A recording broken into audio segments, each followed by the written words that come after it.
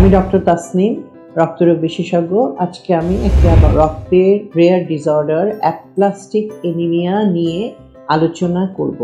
এটা যদিও rare disorder, কিন্তু এটা ভয়াবহতা বিবেচনা করে এবং আমাদের দেশে এটার ইনসিডেন্স খুব একটা কম না, সেগুলো বিবেচনা করে আপনাদের সচেতনতার জন্য এই টপিকটা নিয়ে আলোচনা করছি। বিশ্বের বিভিন্ন পরিসংখ্যানে দেখা যায় 25 থেকে 60 বছরের লোকদের মোটামুটি 3 থেকে 7 জন পার মিলিয়নে এই রোগটা হয়। তবে আমাদের দেশে এই রোগের পরিমাণ আরও বেশি। এটা বিভিন্ন ছোট ছোট রেজিস্ট্রি বুক, যেটা মেডিকেল কলেজে, ঢাকা মেডিকেল কলেজ, পিজি হাসপাতাল এবং অন্যান্য বড় হাসপাতালের রেকর্ড থেকে আমরা দেখেছি যে আমাদের দেশে এই রোগটা আরও অনেক বেশি হয়।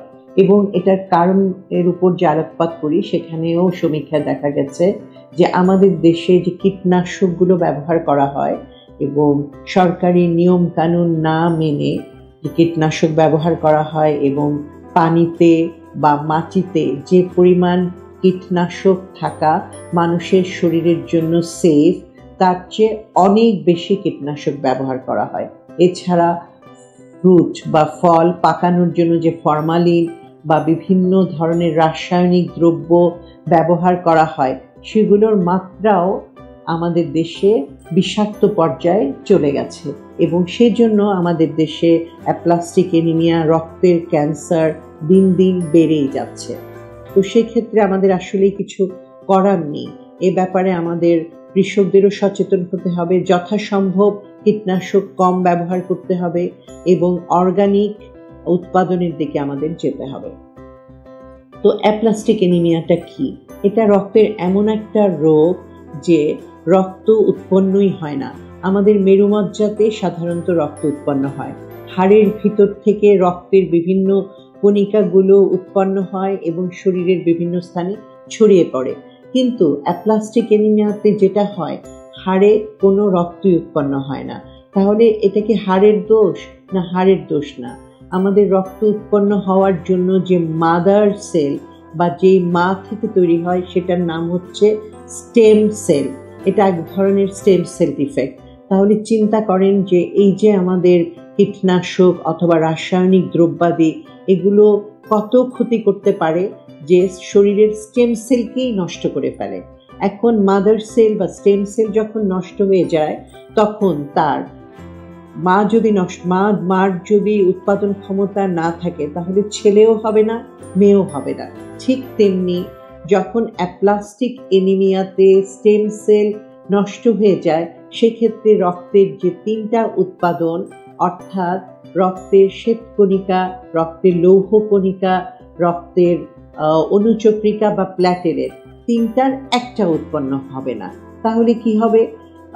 অ্যাপ্লাস্টিক এনিমিয়ার রোগের লক্ষণ হবে যে তার এনিমিয়া হবে, রক্ত স্বল্পতা হবে, অর্থাৎ তার রক্তের লৌহ কণিকা কমে যাওয়ার জন্য এনিমিয়া হবে, শ্বেতকণিকা কমে যাওয়ার জন্য তার ঘন ঘন ইনফেকশন হবে, জ্বর হবে, আর প্ল্যাটেলেট বনুচক্রিকা কমে যাওয়ার জন্য দাঁতের মাড়ি থেকে এবং শরীরের বিভিন্ন স্থান থেকে রক্তক্ষরণ হবে, রক্তের যে চামড়ার নিচে লাল লাল হয়ে ছোট ছোট চাকা জমে যাবে। তাহলে এই 3টা নিয়ে 3 ধরনের রক্তকণিকাই কমে যাবে। এটাই হচ্ছে অ্যাপ্লাস্টিক এনিমিয়া। এখন এরকম যদি কোনো লক্ষণ দেখা যায়, তখন অবশ্যই খুব জরুরি ভিত্তিতে ডাক্তারের পরামর্শ নিতে হবে। এবং আমরা জানি যে অ্যাপ্লাস্টিক এনিমিয়া যদিও একটা ভয়াবহ অসুখ, এটারও ট্রিটমেন্ট আছে। সেটা হচ্ছে বোন ম্যারো ট্রান্সপ্লান্টেশন। যদি 40 বছরের নিচে এই রোগটা ধরা পড়ে, তাহলে বোন ম্যারো ট্রান্সপ্লান্টেশনের মাধ্যমে সম্পূর্ণ সুস্থ হয়ে যাওয়ার সম্ভাবনা আছে। এছাড়া বেশ কিছু ঔষধ এখন বের হয়েছে, যে এই সমস্ত ওষুধ খেলে 60 থেকে 70% রোগী মোটামুটি ভালো থাকে। আর এছাড়া যখন কোনো ওষুধই কাজ হয় না, তখন নিয়মিত শরীরে রক্ত নিতে হয়, মাঝে মধ্যে প্ল্যাটেলেট নিতে হয়। এভাবে অ্যাপ্লাস্টিক এনিমিয়া রোগী অনেক দিন বেঁচে থাকে। তবে অ্যাপ্লাস্টিক এনিমিয়া রোগটা সবচেয়ে ভয়াবহ আকার ধারণ করে যখন ইনফেকশন হতে থাকে, অর্থাৎ শরীরের সাদা রক্তটা কমে যায়। তো আমাদের এটা জানতে হবে যে অ্যাপ্লাস্টিক এনিমিয়া হলে আমাদের কি হবে। দেখা যাবে যে একজন লোক কাজ করতে করতে সে হয়রান হয়ে যাচ্ছে, খুব খারাপ লাগছে, জ্বর আসছে এবং জ্বরের মাত্রাটা অনেক বেশি, 103-4।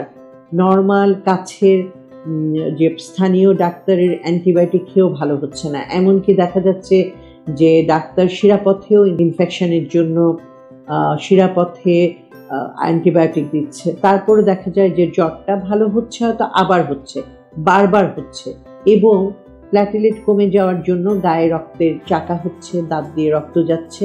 এরকম লক্ষণ দেখা গেলে আপনারা বিচলিত না হয়ে ইমিডিয়েট রক্তরোগ বিশেষজ্ঞের শরণাপন্ন হবে।